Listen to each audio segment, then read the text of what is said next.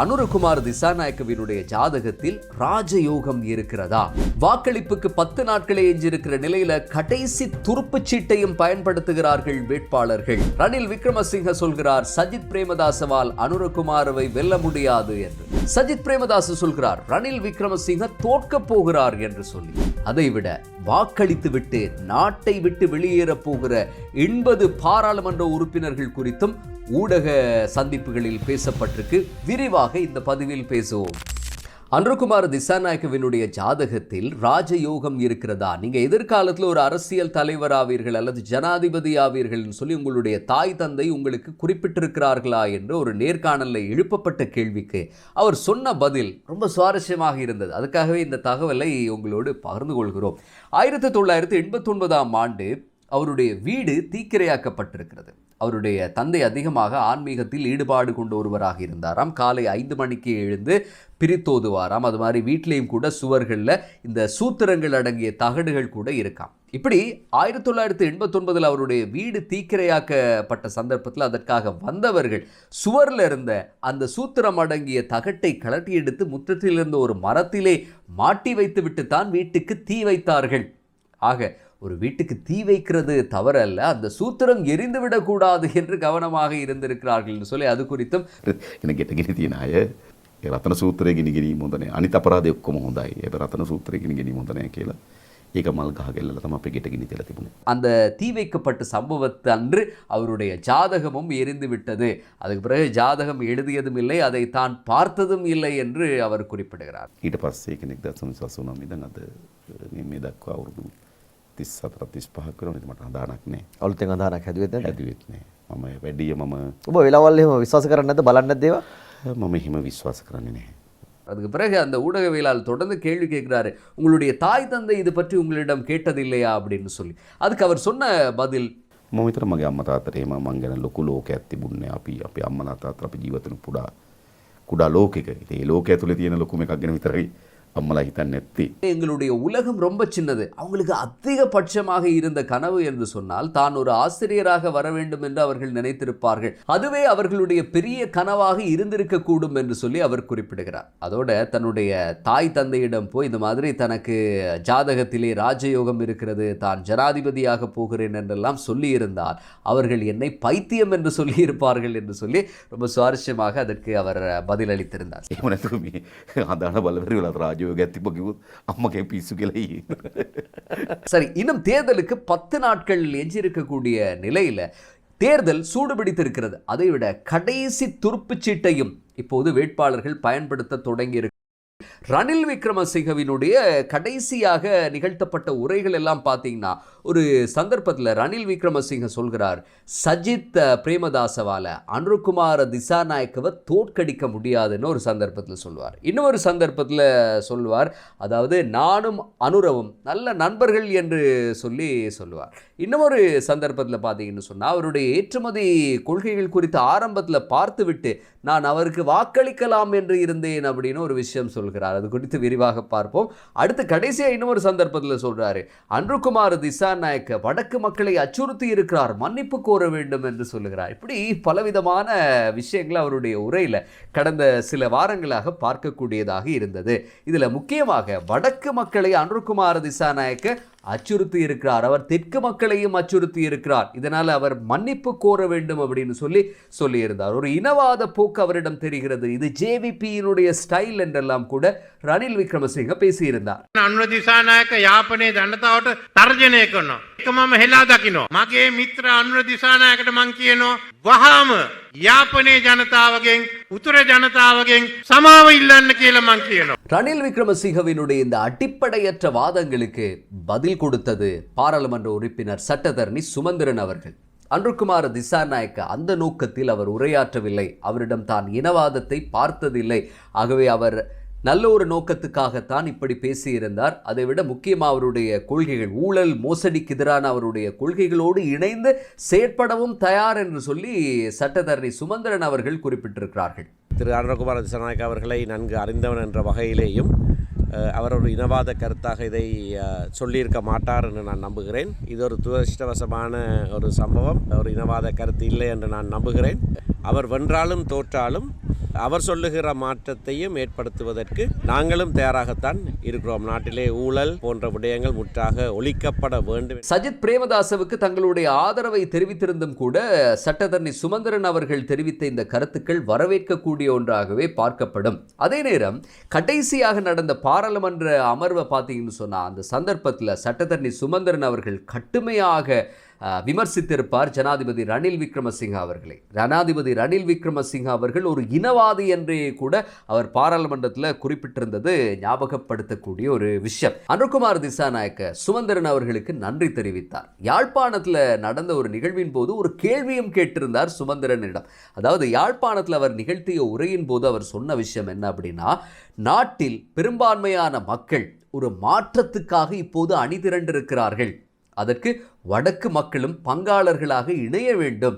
அதுக்கு எதிரானவர்களாக நீங்கள் மாறிவிடாதீர்கள், அதில் நீங்களும் ஒரு பங்காளராக இணைந்து கொள்ளுங்கள் அப்படிங்கிற ஒரு விஷயத்தை தான் அவர் யாழ்ப்பாணத்தில் உரை நிகழ்த்தும் போது சொன்னார். அதே நேரம் சுமந்திரன் அவர்களிடம் ஒரு கேள்வியும் கேட்கப்பட்டிருந்தது அவரால், அனுர்குமார் திசாநாயக்கவினால். சுமந்திரன் இப்போ நாட்டு மக்களினுடைய எதிர்பார்ப்புக்கு எதிரான ஒரு முடிவை எடுத்திருக்கிறார் சஜித் பிரேமதாசவுக்கு ஆதரவு அளித்து. அவர் என்ன கேள்வி முன்வைத்திருக்கிறார் அப்படின்னு சொன்னால், இது முன்பு போல ஒரு தேர்தல் அல்ல, மிக முக்கியமான ஒரு தேர்தல்.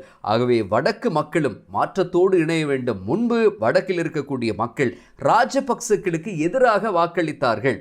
2010ஆம் ஆண்டு ராஜபக்சர்களுக்கு எதிராக பொன்சேகாவுக்கு வாக்களித்தார்கள். 2015ஆம் ஆண்டு ராஜபக்சர்களுக்கு எதிராக மைத்ரிபால சிறிசேனவுக்கு வாக்களித்தார்கள்.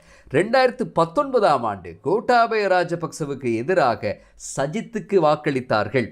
ஆக இப்போது தான் அறிய விரும்புகிற மிக முக்கியமான விஷயம் சுமந்திரன் அவர்களிடம் என்ன அப்படின்னு சொன்னா, இப்போது யாருக்கு எதிராக சஜித் பிரேமதாசவுக்கு வாக்களிக்க சொல்கிறீர்கள் என்கிற கேள்வியை யாழ்ப்பாணத்தில் அவர் எழுப்பியிருந்தது குறிப்பிடத்தக்கது. இதுக்கான காரணம் என்னன்னா, ராஜபக்சகளினுடைய அந்த கூட்டத்தில் இருந்த ஒரு பகுதியினர் இப்போது சஜித் பிரேமதாசவோடு தான் இருக்கிறார்கள். இன்னும் ஒரு பெரும்பகுதி ரணில் விக்ரமசிங்கவோடு இணைந்திருக்கிறார்கள். ஆக அவர்களுடைய கூட்டத்தைச் சேர்ந்தவர்கள் 2 குழுவிலுமே இருக்கிறார்கள் என்பது குறிப்பிடத்தக்க விஷயம்.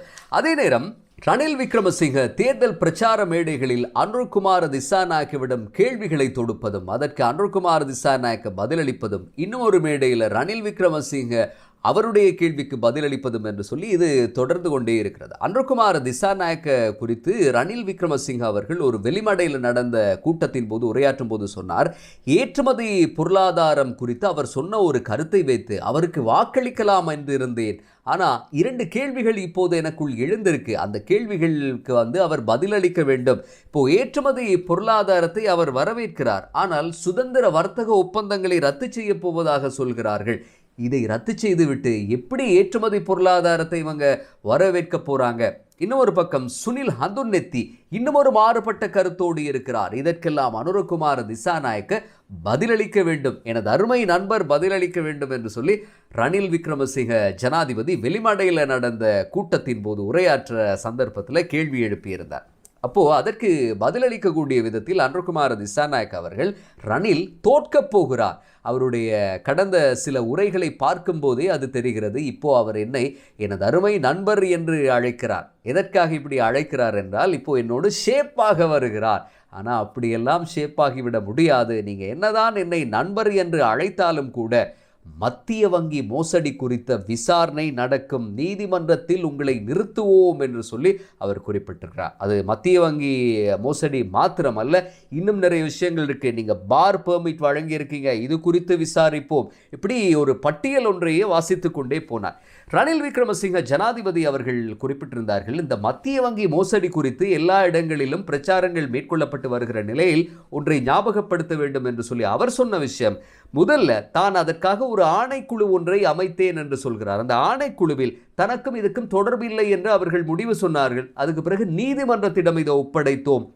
முதலாவது சந்தர்ப்பத்தில் நீதிமன்றத்தில் அது குற்றச்சாட்டுக்கள் நிரூபிக்கப்படாமல் போனது. அதுபோல எல்லோரும் விடுதலை செய்யப்பட்டார்கள். அடுத்த கட்டமாக மீண்டும் மேன்முறையீடு செய்தார்கள். அதன் போதும் கூட அவர்கள் விடுதலை செய்யப்பட்டார்கள் என்கிற ஒரு விஷயத்தை ஞாபகப்படுத்தினார் ஜனாதிபதி ரணில் விக்ரமசிங்க.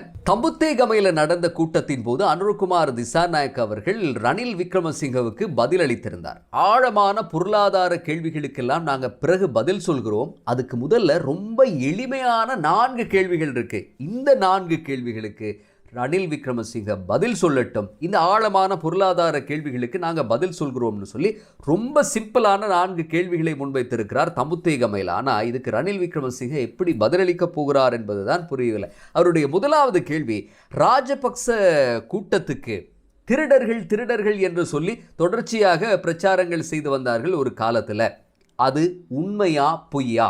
இதுதான் முதலாவது கேள்வி. ரொம்ப எளிமையான கேள்வி. அதுக்கு பதில் உண்மைன்னு சொல்லணும், இல்லை என்றால் பொய் என்று சொல்லணும். ஒரு காலத்தில் ரணில் விக்ரமசிங்க, மைத்ரிபால சிறிசேன போன்றவர்கள் இந்த நல்லாட்சியை அமைக்கிற சந்தர்ப்பத்தில் ராஜபக்சேக்களினுடைய அந்த கூட்டமே திருடர்கள், கொள்ளையடித்தார்கள், நாட்டை சூறையாடினார்கள் என்றெல்லாம் சொன்னார்கள். அது உண்மையா பொய்யா?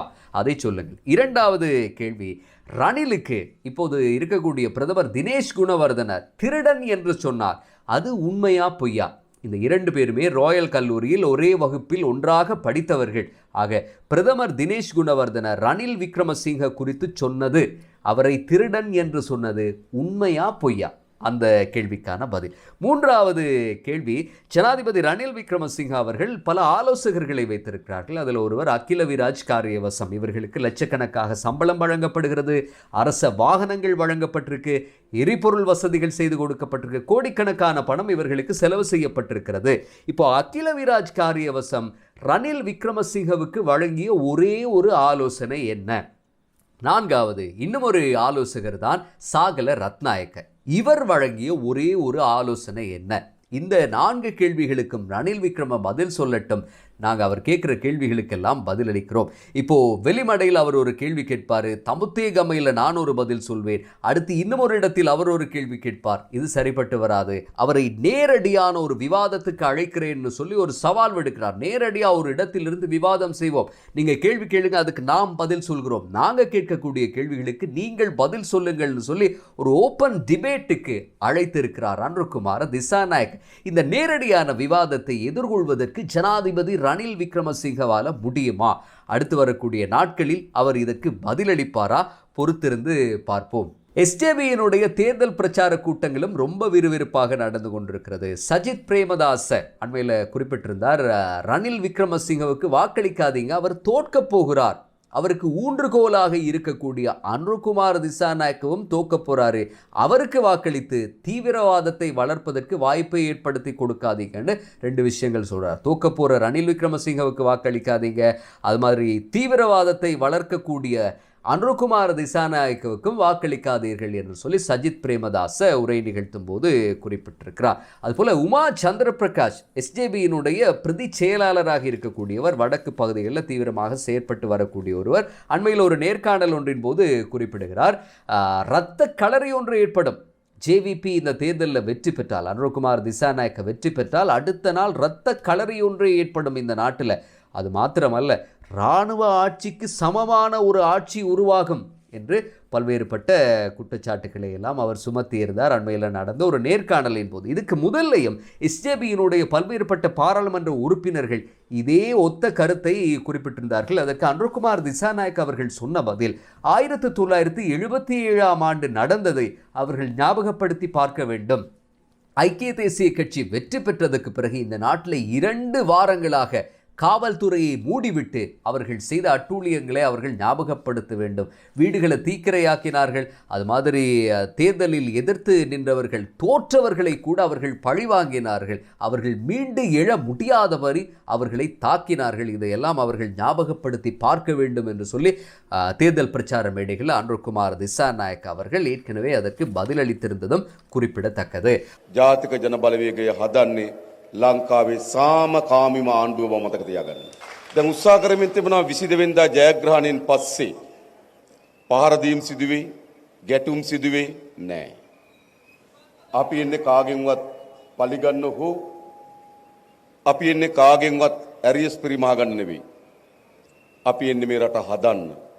பாராளுமன்ற உறுப்பினர் முஜிபுர் ரஹ்மான் ஒரு முக்கியமான விஷயத்தை ஒரு ஊடக சந்திப்பொன்றின் போது குறிப்பிட்டிருந்தார். எஸ்ஜேபியினுடைய பாராளுமன்ற உறுப்பினர் ரணில் விக்ரமசிங்கவினுடைய பிரச்சார நடவடிக்கைகளை பார்க்கும்போதே தெரிகிறது அவருக்கும் அனுரகுமார திசாநாயக்கவுக்கும் இடையில ஒரு டீல் இருக்கு அப்படிங்கிற விஷயம். அவர்கள் இப்போது சஜித்தை தோற்கடிக்கக்கூடிய ஒரு முயற்சியில் தான் இறங்கி இருக்கிறார்கள். நண்பர் அனுர என்று சொல்லுகிறார், அடிக்கடி நண்பர் அனுர என்ற வார்த்தையை அவர் பயன்படுத்துகிறார். இப்படி பல விஷயங்களை எல்லாம் உதாரணமாக காட்டி இந்த ரெண்டு பேருக்கு இடையிலையும் ஒரு டீல் இருக்கிறது அப்படிங்கிற விஷயத்தை அவர் சொல்ற அதே நேரத்தில் இன்னொரு தகவலையும் சொல்கிறார். தபால் மூல வாக்களிப்புக்கு முதல் நாள் இரவு பொழுதில் அரச தொலைக்காட்சியில் 1.5 மணி நேரம் அனுரகுமார திசாநாயக்கவுக்கு உரை நிகழ்த்துவதற்கான வாய்ப்பை கொடுத்திருந்தார்கள். இதையெல்லாம் பார்க்கும்போது இவர்கள் இருவருக்கும் இடையில் இருக்கக்கூடிய டீல் தெரிகிறது என்று முஜிபுர் ரஹ்மான் பாராளுமன்ற உறுப்பினர் குறிப்பிட்டிருந்தார். அடுத்த ஒரு முக்கியமான விஷயம், நாங்கள் ஆரம்பத்திலே சொன்னது, இந்த நாட்டில் தேர்தலுக்கு பிறகு அநேகமான பாராளுமன்ற உறுப்பினர்கள் எப்படியுமே நாட்டை விட்டு வெளியேறி விடுவார்கள். முஜிபுர் ரஹ்மான் சொல்கிறார், புகட்டுவையைச் சேர்ந்த நிறைய பேர் 80 பாராளுமன்ற உறுப்பினர்கள் இப்பவே விசாவெல்லாம் பெற்றுக்கொண்டு தயாராகி விட்டார்கள், வாக்களித்து விட்டு நாட்டை விட்டு வெளியேறுவதற்கு அப்படிங்கிற ஒரு தகவல் ஒன்றையும் கூட அந்த ஊடக சந்திப்பில் வெளிப்படுத்தியிருந்தார். 21 වෙනිදා ඡන්දය දාලා රටින් පිටවත් වෙන්න ප්‍රධාන ඇමතිවරු 80කට විතර වගේ ආසන්න ප්‍රමාණයක් වීසා ලබාගෙන තියෙනවා යන්න. பொதுவாக ஒவ்வொரு தேர்தல் முடிந்ததுக்கு பிறகும் பலர் நாட்டை விட்டு வெளியேறி விடுவார்கள். காரணம், அவங்களுக்கு எதிரான ஒரு அரசாங்கம் வந்து விசாரணை நடத்துவாங்கன்னு பயந்து வெளியேறுவார்கள். முஜிபுர் ரஹ்மான் சொல்வது போல 80 பாராளுமன்ற உறுப்பினர்கள் வெளியேற போறாங்கன்னு சொல்றார். ஆனால் இந்த முறை அந்த தொகை இன்னும் அதிகமாகிறதுக்கு வாய்ப்பு இருக்கு. ஏன்னா தேர்தலில் ஒரு மும்முனை போட்டி நடந்து கொண்டிருக்கிறது. ஒன்று சஜித், மற்றது அனுரகுமார் திசாநாயக்க, ரணில் விக்ரமசிங்கன்னு ஒரு மும்முனை போட்டி நடந்துட்டு இருக்கு. அதைவிட அனுரகுமார திசாநாயக்க அவர்கள் கடுமையாக இந்த ஊழல் மோசடிக்கு எதிராக குரல் கொடுத்து கொண்டிருக்கிறார். அவர் அண்மையில் கூட சொல்கிறார், ஒரு பாதை அமைக்கிறதுக்கு 100 கோடி செலவாகும் என்று இருந்தால் அதுக்கு 50 கோடியை செலவு செய்துவிட்டு தரமற்ற ஒரு பாதை அமைக்கிறாங்க. முட்டை இறக்குமதி செய்கிறாங்க, அதில் ஒரு முட்டையில் 8 ரூபாய் இருக்கு. 1 கோடி முட்டை இறக்குமதி செய்யும் போது அவங்களுக்கு 8 கோடி ரூபாய் கிடைக்கிறது. அது தவிர உணவுப் பொருட்களில் யாருமே நஞ்சு கலக்க மாட்டாங்க. ஆனால் மருந்திலேயே நஞ்சு கலந்தவர் இங்கே தான் இருக்கிறாரு. இப்போ அவர் சிறையில் இருக்கிறார். அவர் கஹலி ரம்புக்குள்ள அவர் வெளியில் இருந்திருந்தா இந்த சந்தர்ப்பத்தில் ஒன்று ரணில் விக்ரமசிங்கவோடு கூட்டு சேர்ந்திருப்பார், இல்லை என்றால் சஜித் பிரேமதாசவினுடைய கூட்டத்தில் ஒருவராக அவர் இருந்திருப்பதை நாங்கள் பார்த்திருக்க கூடும் அப்படின்னு சொல்றார். கீதா ஒரு சில நாட்களுக்கு முதல் என்ன சொன்னார், இப்போ கட்சித்தாவி என்ன சொல்கிறார் என்று பாருங்கள். அது பற்றி எல்லாம் பெரிதாக பேசக்கூடாது. அது தவிர விளையாட்டுத்துறை சார்ந்த 2 பேர், அர்ஜுன ரணதுங்க, திலங்க சுமதிபால மீது கடுமையான குற்றச்சாட்டுக்களை முன்வைத்தார். திலங்க சுமதிபால அர்ஜுனவை விமர்சித்தார். 2 பேருமே ஒரே மேடையில் ஒன்றாக அமர்ந்திருக்கிறார்கள். ரிஷாட் பதிதீனோடு தொடர்புபட்ட அந்த வில்பத்து சம்பவம் தொடர்பாக அவருக்கு எதிராக பல்வேறுபட்ட குற்றச்சாட்டுக்களை சுமத்திய ஒரு தேரர் அவரும் ஒரே மேடையில் அமர்ந்திருக்கிறார்கள். இது என்ன ஆச்சரியம் அப்படின்னு அனுரகுமார் திசாநாயக்க குறிப்பிட்டிருக்கிறார். ஆக இந்த ஊழல் மோசடிகளோடு தொடர்புபட்டவர்களை நாங்கள் தண்டிப்போம் என்று சொல்லி அவரும் சொல்லி இருக்கிறதால இந்த முஜிபுர் ரஹ்மான் சொல்லக்கூடிய தொகை இன்னுமே அதிகமாகிறதுக்கான வாய்ப்பு இருக்கும். ஆகவே தேர்தல் வாக்களித்து விட்டு உடனடியாக கட்டுநாயக்க விமான நிலையத்தினூடாக 100கணக்கான பேர் வெளியேறக்கூடும்.